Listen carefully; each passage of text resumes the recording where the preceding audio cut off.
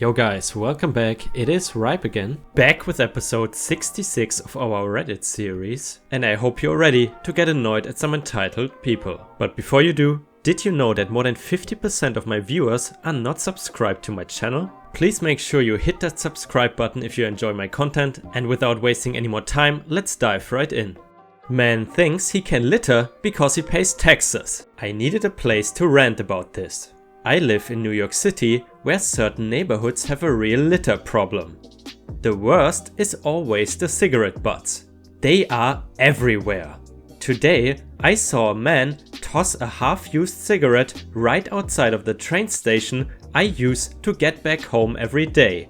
So I asked him about it on the platform. I asked him if he felt guilty. He went into this whole spiel about how he knew where I was coming from, especially from an environmental angle, and that if there was an ashtray, he would have used it, and that he doesn't do this near his house. So I stopped him and asked, "Why not buy a portable ashtray?" And he asked, "You think I should have to buy one?" Hindsight is 2020, but I wish I had said, yeah, if you're spending money on cigarettes, buying one portable ashtray isn't that hard. I should also add that this man was dressed almost like he was ready for Dapper Day. If money was a problem for him, he did not show it. Then he went on this whole spiel about how he is a tax-paying citizen and that he pays taxes for people to clean it up for him. That's when the train arrived, so I shrugged and said, "It's everywhere in my neighborhood and I'm tired of it," before hopping on another car. I wish I had confronted him by saying, "People get paid to clean up stores. That doesn't mean it's a good move to ransack the place while you're shopping if you buy something. Paying taxes does not make it okay to commit a crime, however minor. If I dropped trash in front of your house and didn't pick it up and used that excuse, what would you say?" Also, he blew a bunch of smoke right in front of the subway entrance. Nobody should have to hold their breath because he needs to relax. Rant over. Guys, what is your opinion on the whole smoking ban and stuff like that? Would you say there are too many rules that are being pushed into our faces? Or is it a sense of entitlement that smokers think that they should be able to smoke wherever they want? Tell us in the comments. And then let's move on. This story was posted by lhase0217 in our subreddit r/ripe stories. Please feel free to post your own stories there. I will be very happy to read them. They are just kids. Background. My best friend and I have always done weird things together, sometimes making plans on the spot and just taking off. We went to Marvel Caverns in Missouri, I think it was Missouri, a murder mystery diner and a Renaissance fair. One day in fall, we decided to go to a pumpkin festival. There was no entry fee, but you did have to pay for the rides they had. Just a couple, and this will be relevant to the story in a bit. You can take a picture of yourself sticking your head into a hole of some prop like a house. There was a pumpkin throwing contest and animals to pet. My favorite was the llama and ride around in a hay wagon. So on to the story. We had gone around the festival for about 20 minutes just checking it out. As mentioned before, there were only a couple of rides, with one being a gigantic inflatable slide. When I say gigantic, I mean about 20 foot high with about 7 lanes for sliders. My girlfriend and I paid the fee to ride the slide and waited in line for our turn. It really didn't take all that long because, after all, it doesn't take that long to slide down even a modest slide. After our first run, we went to the end of the line to slide again. Here is where our cast of characters comes into play. Me, always the loudmouth social action character, J for girlfriend, shy and non-confrontational, EJ, entitled jerk, don't know if it was a dad or uncle or what, K for kid, don't know if he was entitled or not. The line had gotten longer than before. We were way back at the end to make a second slide. I noticed a man with a rather large boy pushing the boy to cut in line near the beginning. I recognized him from our previous slide and called out. Here is how the short but satisfying conversation went. Me, "Hey, the end of the line is back here." EJ, "Mind your own effing business. They are just kids." J whispering to me, "Please don't start trouble." Me whispering to J, if you want to watch a kid older than the ones in the line jump in front, then by your not saying anything about it is giving consent for the boy to become a bully. I will say something, you do your own thing. Jay didn't like confrontation. Me to the guy, it becomes my business when you try to teach your child that just because he is older or larger, he can push his way to the head of the line of just kids, instead of making him take his turn like all the others. What you are teaching him is how to become a bully. Now get to the end of the line. MJ and K did in fact move to the end of the line. Unfortunately for me, I was close to the end of the line, so I had to hear MJ's muttered abuses towards me.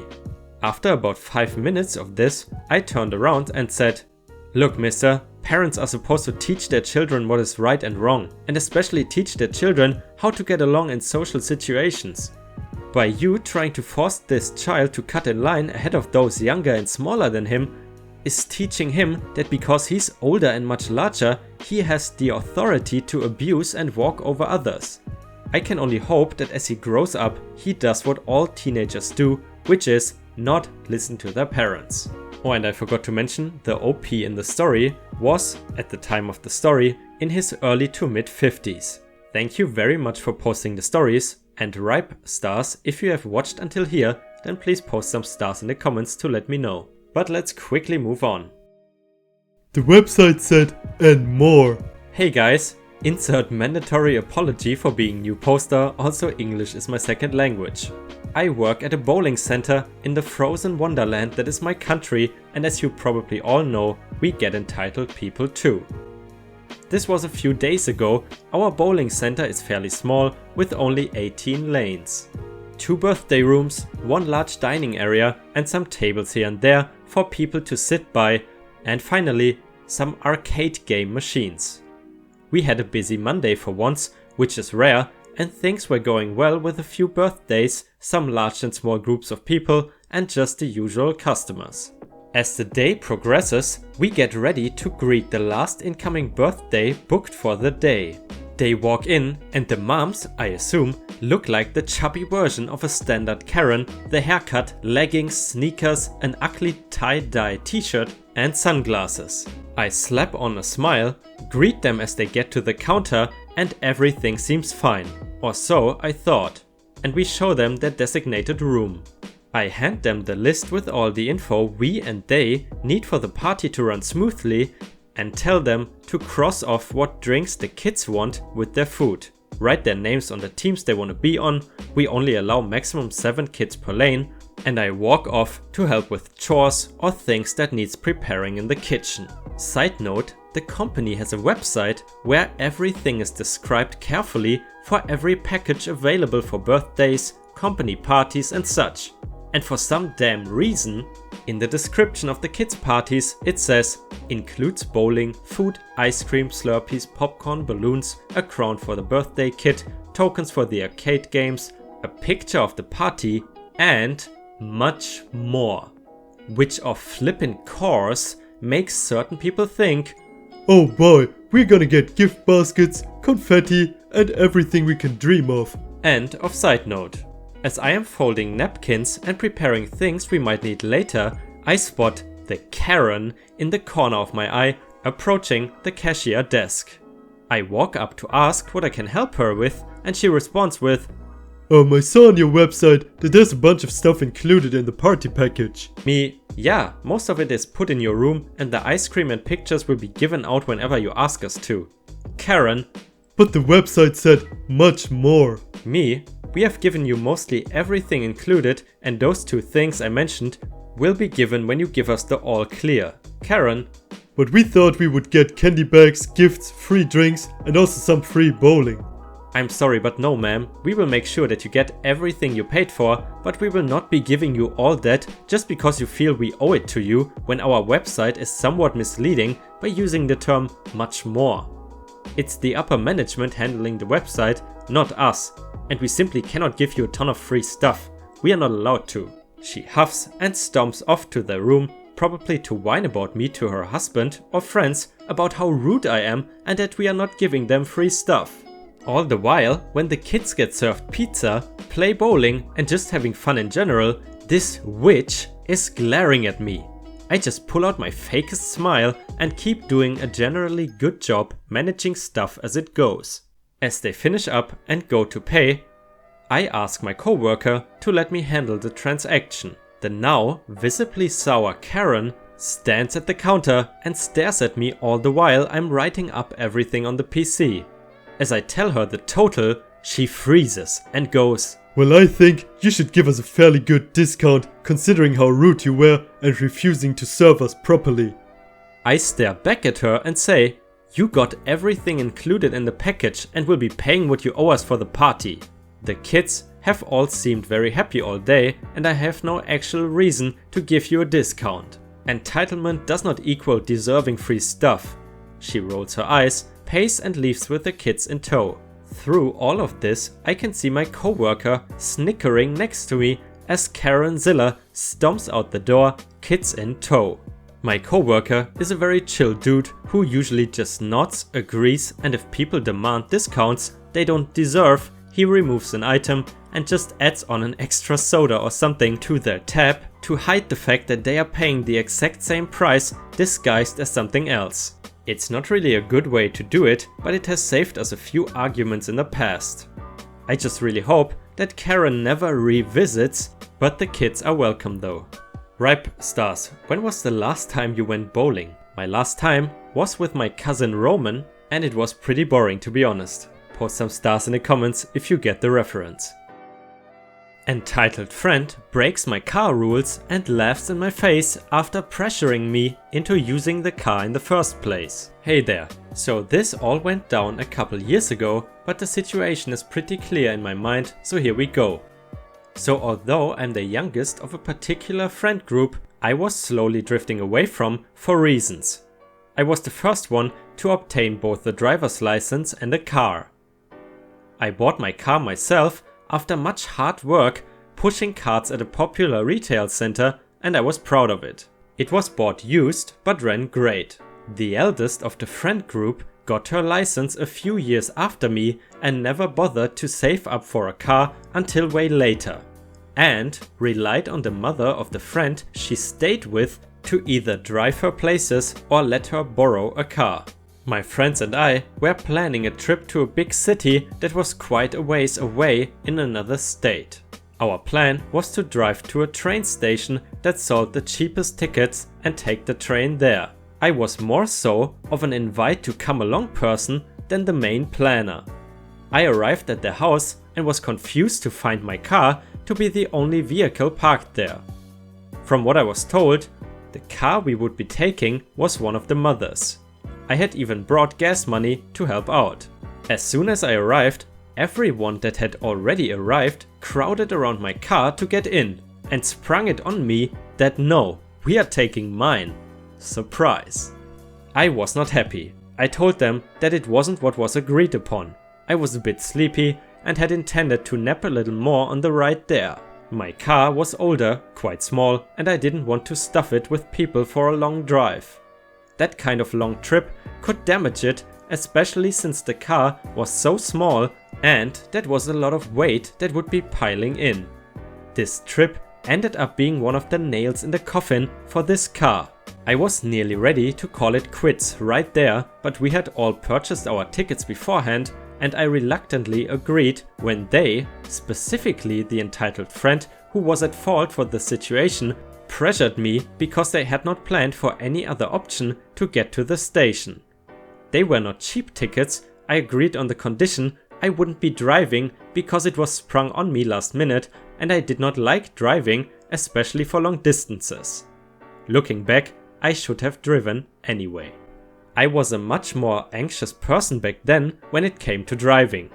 If I got even the slightest bit lost, I hyperventilated and sobbed my eyes out. I was a pretty sheltered kid with my mother always warning me whenever I went out to be careful because you're so tiny that anyone could pick you up and whisk you off forever.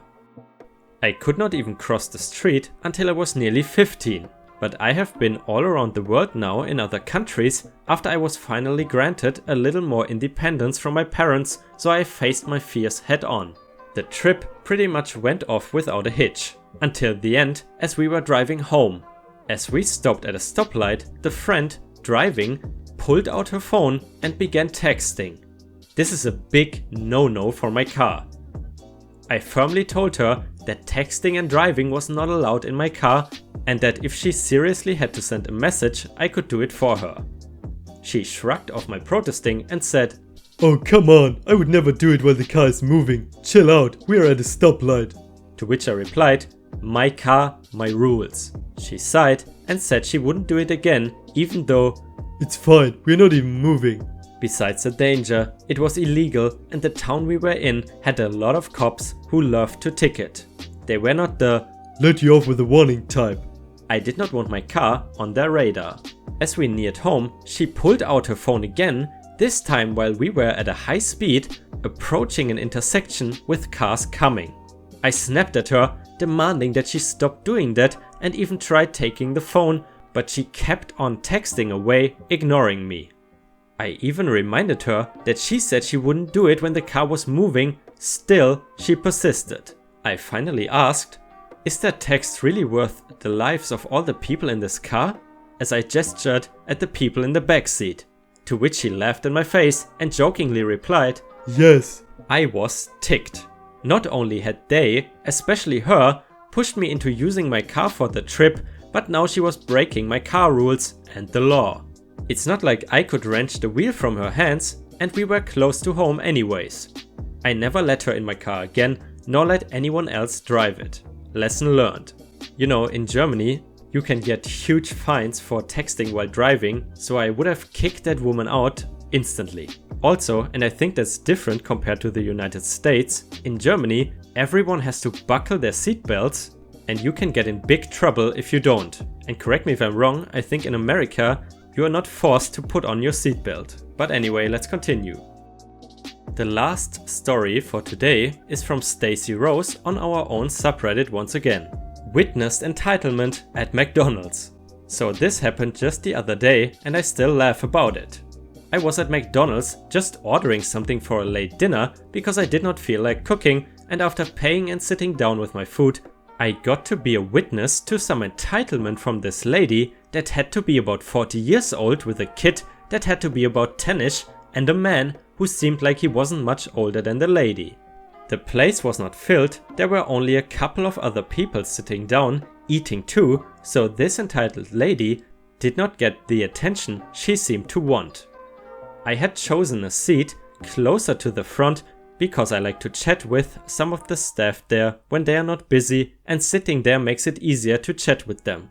A lady and her family came in and they were dressed way too fancy for a place like McDonald's, but I figured maybe they just wanted some good old-fashioned burgers or something.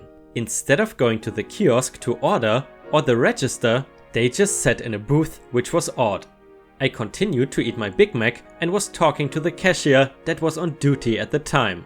Just some random small talk when we heard fingers snapping. I thought nothing of it and continued to chat with the cashier. Finally, the lady spoke up. "Excuse me, waiter, we are ready to be served." I looked over at her, kind of shocked. The cashier looked confused and went around to the back, and the manager came out to hear the lady say it again, but louder this time. Waiter, we are ready to be served." So the manager walked over to their booth and said, "You have to order what you want at the kiosk or the registers. We are not a fine dining establishment." And as she said that, she pointed to the front and walked away.